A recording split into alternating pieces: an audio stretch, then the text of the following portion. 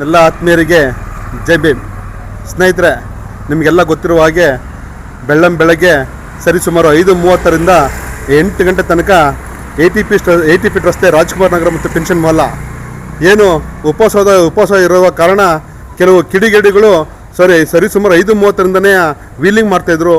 ಆ ವೀಲಿಂಗ್ ಮಾಡ್ತಿರೋ ಕಾರಣ ಪೊಲೀಸ್ ಇಲಾಖೆ ಸಂಪೂರ್ಣ ಎಡವಿದೆ.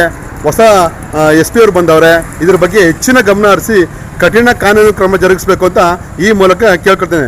ಜೊತೆಗೆ ಏನು ನಮ್ಮ ಭಾರತ ದೇಶದ ಆದರ್ಶ ವ್ಯಕ್ತಿಗಳು ಕುವೆಂಪು ಅವರಾಗಿರ್ಬೋದು, ಅಂಬೇಡ್ಕರ್ ಆಗಿರ್ಬೋದು, ಮೊಹಮ್ಮದ್ ಪೈಗಂಬರ್ ಸಾಹೇಬರಾಗಿರ್ಬೇಕು, ವಿವೇಕಾನಂದ ಸಾಹೇಬರಾಗಿರ್ಬೋದು, ಅವರ ಮಾರ್ಗದಲ್ಲಿ ನಾವು ನಡಿಬೇಕೆ ಹೊರತು ಯಾವುದೇ ದೇಶಕ್ಕೆ ಮತ್ತು ಸಮಾಜಕ್ಕೆ ಮಾರಕ ಆಗಬಾರ್ದು.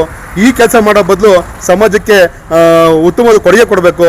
ಏನಂದ್ರೆ ಬಡವರಿಗೆ ಅನ್ನದಾನ ಮಾಡಬೇಕು, ಬಟ್ಟೆ ಕೊಡಬೇಕು, ಬ್ಲಡ್ ಡೊನೇಟ್ ಮಾಡಬೇಕು. ಈ ಥರ ಕೆಲಸ ಮಾಡಬೇಕು ಹೊರತು ಸಮಾಜಕ್ಕೆ ಮಾರಕ ಆಗಬಾರ್ದು, ಇನ್ನೊಬ್ಬರು ತೊಂದರೆ ಕೊಡಬಾರ್ದು.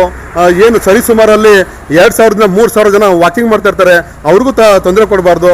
ಅದರಿಂದ ನೀವು ನಿಮ್ಮ ಭವಿಷ್ಯದ ಕಡೆಗೆ ಚಿಂತನೆ ಮಾಡಿ, ನಿಮ್ಮ ತಂದೆ ತಾಯಿಗಳಿಗೆ ಚಿಂತನೆ ಮಾಡಿ, ನೀವು ಸಮಾಜಕ್ಕೆ ಆದರ್ಶ ಆಗಿ ಅಂತ ನಾನು ಈ ಮೂಲಕ ತಿಳಿಸ್ಪಡಿಸ್ತಿದ್ದೀನಿ.